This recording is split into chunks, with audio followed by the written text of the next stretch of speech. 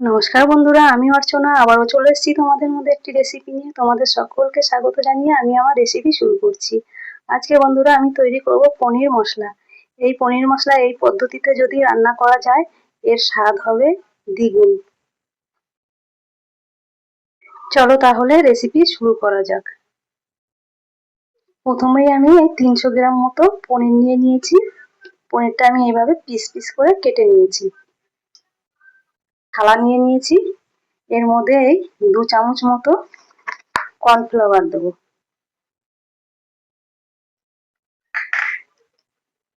দেবো 1 চিমটি হলুদ।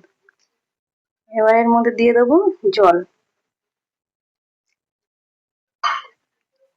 জল দিয়ে এবার এটাকে আমি ভালো করে একটু গুলে নেব।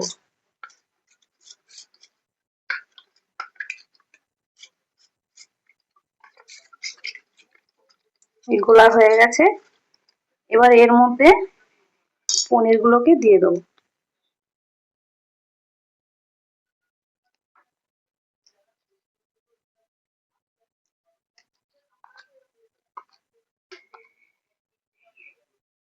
এবার পনির গুলো এই কর্নফ্লাওয়ারের মধ্যে এভাবে মাখিয়ে নেব।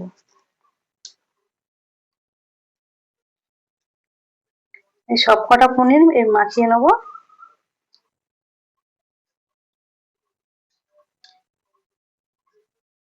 এই মাখানো হয়ে গেছে। এবার উনুনে কড়াই বসিয়ে দিয়েছি। কড়াইয়ে দিয়ে দেবো তেল।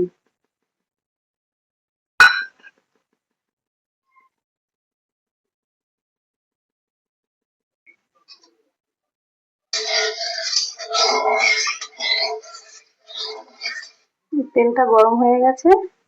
এবার এই তেলের মধ্যে আমি দিয়ে দেবো এই পনির।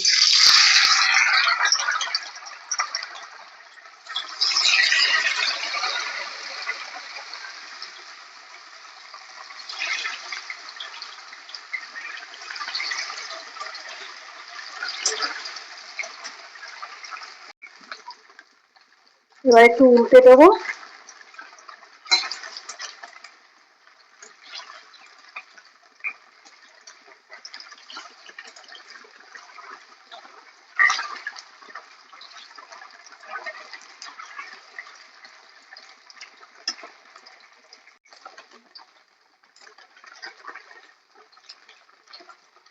এই পনির গুলো বেশ একটু লাল লাল করে ভাজা হয়ে গেছে। এবার নামিয়ে নেবো আর এইভাবেই প্রত্যেক কটা আমি ভেজে নেবো। এই পনির গুলো সব আমি ভেজে নিয়েছি। এবার কড়াইতে আর একটু তেল দিয়ে দেবো।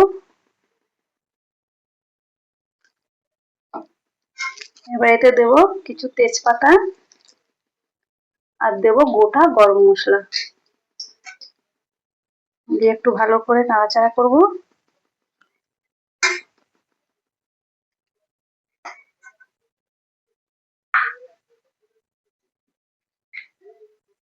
এবার এর মধ্যে দিয়ে দেবো পেঁয়াজ কুচি।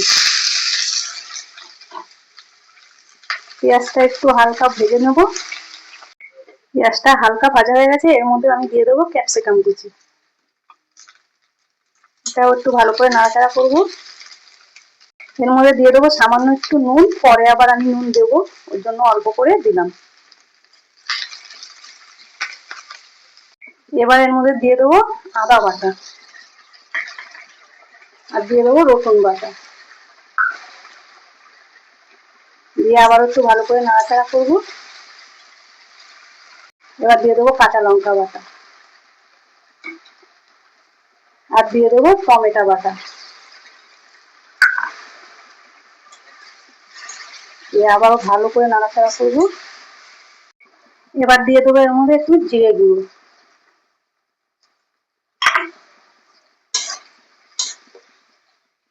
এবার দিয়ে দেবো একটু ধনে গুঁড়ো আর দিয়ে দেবো হলুদ গুঁড়ো। দিয়ে আবারও একটু ভালো করে নাড়াচাড়া করবো।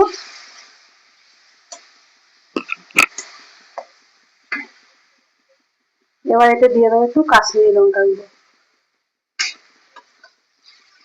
এবার এর মধ্যে দিয়ে দেবো সামান্য একটু জল। জলটা দিয়ে একটু ভালো করে কষিয়ে নেবো।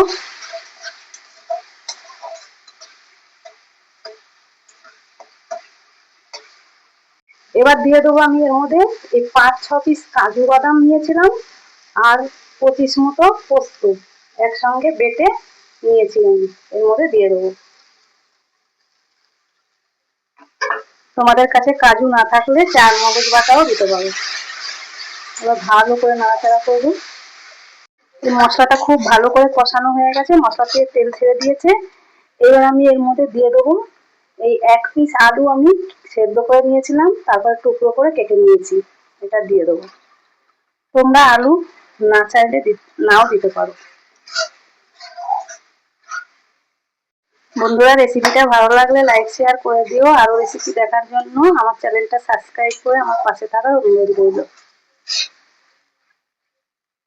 এই মশলা খুব ভালো মতো কষানো হয়ে গেছে, এবার আমি এতে পরিমাণ মতো জল দিয়ে দেবো।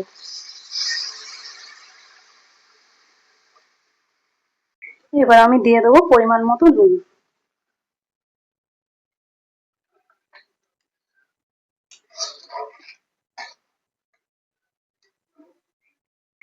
এই ঝোল ফুটে ঘন হয়ে গেছে, এবার আমি এর মধ্যে পনিরগুলো দিয়ে দেবো।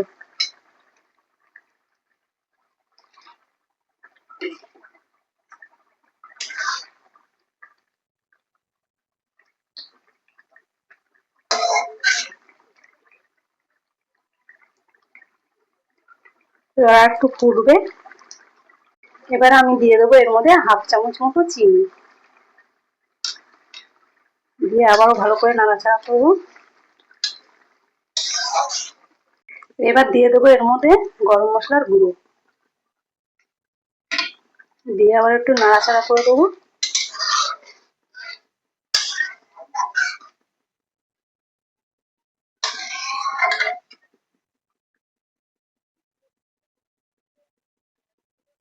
এই যে বন্ধুরা, হয়েই গেছে পনির মশলা, এবার নামিয়ে ফেলবো। এই যে বন্ধুরা, রেডি হয়ে গেছে পনির মশলা। এই পদ্ধতিতে তোমরা বাড়িতে পনির রান্না করে দেখো, একেবারে স্বাদ হবে দ্বিগুণ।